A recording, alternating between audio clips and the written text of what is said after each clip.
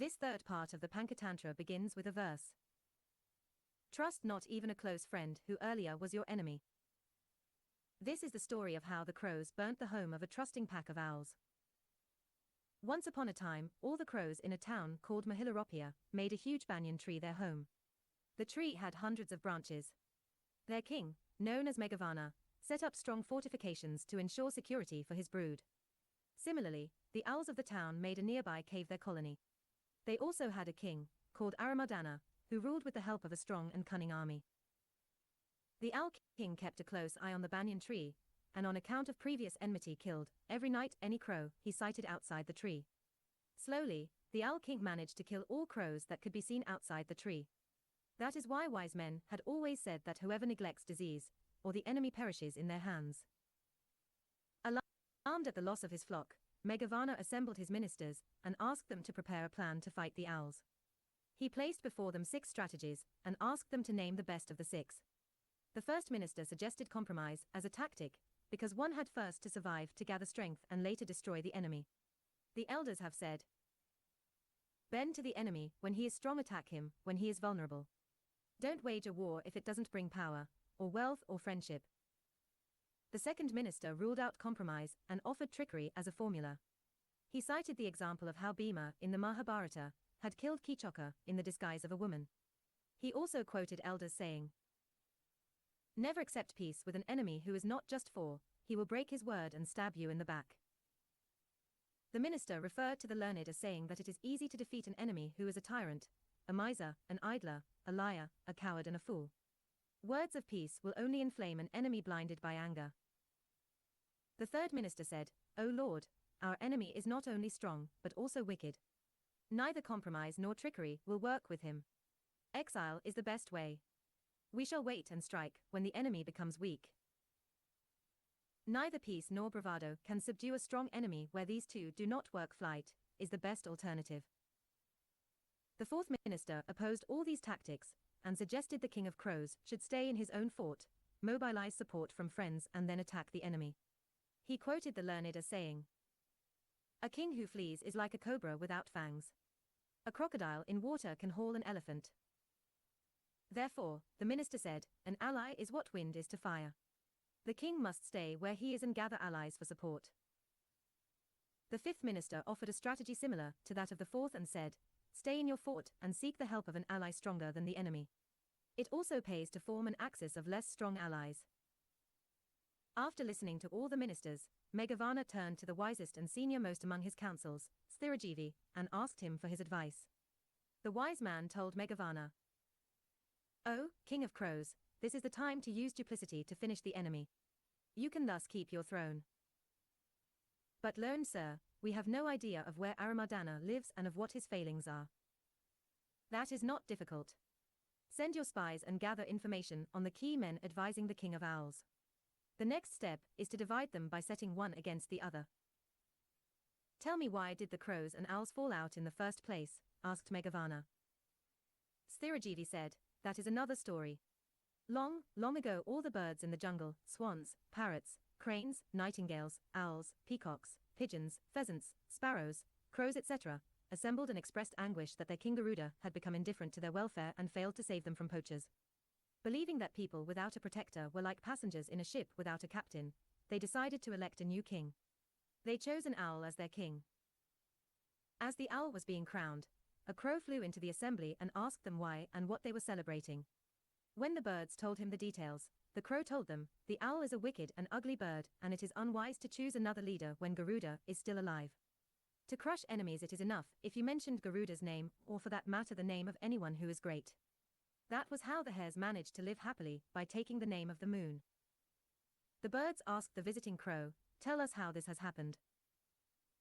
"I will tell you," said the crow and began telling them the story of the hares and the elephants. 1. Elephants and hares. Once upon a time a great elephant called Chattadanta ruled over a vast stretch of forest as the king of his subjects. They were not happy because for several years there had been no rains and all the lakes, tanks, ponds and water holes in the forest became arid. The subjects went in a delegation to the king and appealed to him, "O mighty king, there is no water to drink in the forest. Many of the younger ones are on the verge of extinction. Please look for a lake full of water and save us. The king told them, I know of a hidden lake that is always full of water. Let us go there and save ourselves. The elephants then set off for the hidden lake, and after plodding through the jungle for 5 nights reached the Great Lake. They colonized the land around the lake and once again started their revelry in water. But as the elephants daily marched their way to the lake, they trampled upon hundreds of hares that made the land around the lake their home. Hundreds of them died and thousands more were maimed. One day the hares assembled to chalk out a plan to save themselves from the menace of the wayward elephants. An older one among them said, These elephants will come every day, and every day many of us will die. We must find a solution to this problem. A wiser one among them said, The great Manu had said that it was better to abandon a person to save the whole community, abandon the community to save the village, and abandon the village to save the country. Even if the land were fertile, a wise king would abandon it if it were in the interests of his subjects. But the other hares protested and said, How can we do that? We have been living here for several generations. Let us find an alternative. Let us see if we can scare the elephants by some means. Some of them said, We know of a trick that works with the elephants. However, we need a very intelligent person. Pressed to reveal the plan, they said, Our ruler Vijayadatta lives in the lunar sphere. Let us send a messenger to the Elephant King. The plan is to tell the Elephant King that the moon does not like the elephants visiting the lake for water, because they are killing and maiming hundreds of hares. The moon has declared the lake out of bounds for the elephants. Some others agreed and said, Yes, there is a hare whose name is Lambakana. He is an expert negotiator. He can do the job with success. After a lot of discussions, the hares decided to send Lambakana to the Elephant King. Addressing the king, Lambakana said, O heartless king, I live in the lunar sphere. The moon has sent me as envoy to you. This lake belongs to the moon. He has forbidden all of you from drinking water from the lake. So, go back. But where is your lord, the moon? Asked the Elephant King. Lambakana said, He is very much in this lake. He has come to console the survivors of your rampage. Then, let me see him, the Elephant King challenged the envoy. Come alone with me, I will show you. Let us go then, said the elephant. Lambakana took the Elephant King one night to the lake and showed the reflection of the moon in the lake and said, Here he is, our king, the moon. He is lost in meditation. Move quietly and salute him. Otherwise, you will disturb his meditation and bring upon you his wrath. Taking him for the real moon, the Elephant King saluted him and left quietly. The hares breathed a sigh of relief and lived happily ever after. The crow told the birds gathered to elect a leader, that is why it is important to choose a wise and experienced person as your leader. If you do not, listen to this story of how a hare and a partridge destroyed themselves, because they chose a wicked mediator. Very interesting, said the birds and asked the visiting crow to tell them the account of the mediator. The visiting crow began narrating the story. The cunning mediator, a sparrow, was living in the hollow of a big tree that I had made my home. His name was Kapinjala. We became good friends and used to spend our time discussing characters in our literature and the unusual things we saw in our travels.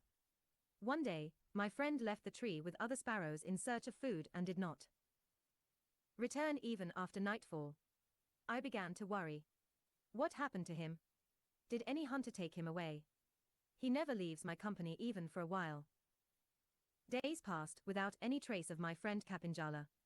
One fine morning, a hare named Siraga came and silently occupied the hollow that my friend made his home. It did not worry me, because there was no word about Kapinjala, and I had lost all hopes of his return. But one day, he returned looking healthier than he was when he had left and found that the hare had taken his place. Kapinjala told the hare, "O hare, what you have done is improper. You have displaced me. Leave the place immediately." Siraga hit back saying, "What are you talking? This is my place.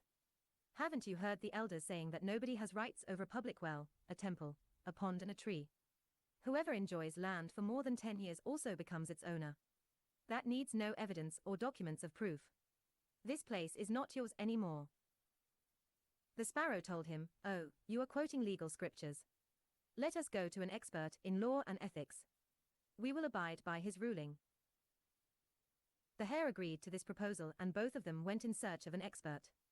Curious to see what would happen, I also followed them. Meanwhile, word about their quarrel had reached a wicked and wild cat. Knowing the route that the hare and the sparrow would take, the cat set up a camp on the way. He spread a mat of grass on the ground and went into a posture of meditation.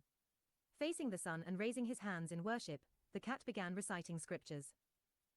This world has no essence. Life is passing. All liaisons with lovers are like a dream. Your ties with the family are illusory. There is no alternative to following the right path.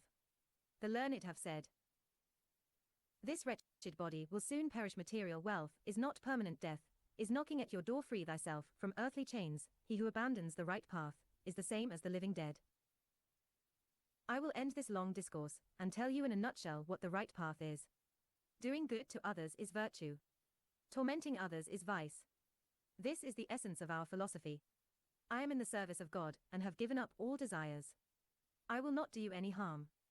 After hearing your account, I will decide who among you is the rightful owner of the place in the tree. But I am now very old and cannot hear you properly. So, please come close to me and narrate your story. When the poor and innocent sparrow and hare came within the reach of the cat, he pounced on them and grabbed the sparrow in his teeth and slashed the body of the hare with his jaws and killed them. The visiting crow then told the birds, that is why I tell you, if you rest your faith in this wicked and blind owl, you will meet the same end as the hare and the sparrow. The birds then dispersed, deciding to discuss the matter again carefully before electing the owl as the king. Meanwhile, the owl was sitting restlessly on the throne waiting for his coronation. He asked his wife Krakalika, what is all this delay in crowning me? The wife told him, my lord, it is this crow which has sabotaged the coronation. All the birds have dispersed. Only this crow is lingering here. Come, let us go. I will take you home. Furious, the owl shouted at the crow, you wicked crow, what harm have I done to you? You have wrecked the coronation. This is enough reason that from today there shall be enmity between owls and crows. One can heal wounds inflicted on the body but not the heart. Dejected, the owl went home with his wife. The crow began reflecting, oh, what a foolish thing have I done. Unnecessarily, I have made enemies. I should not have advised the birds not to elect the owl as the king. Elders have aptly said, words out of tune with time's words that bring grief in the end. Words that bring pain to others are, any day, as good as poison. Regretting what he had said and done, the visiting crow also went home. This is how enmity began between the owls and the crows. After listening to the story, Meghavana asked Sthirajivi, what should we do in such a situation? Sthirajivi, the wise crow, told him, there is a strategy better than the 6 I had already told you.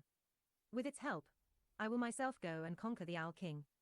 The learned have said that men with great common sense and a little bit of cunning can subdue stronger enemies like the tricksters, who cheated the gullible Brahmin of his lamb. On Meghavana's request, Sthirajivi began telling him the Brahmin's story.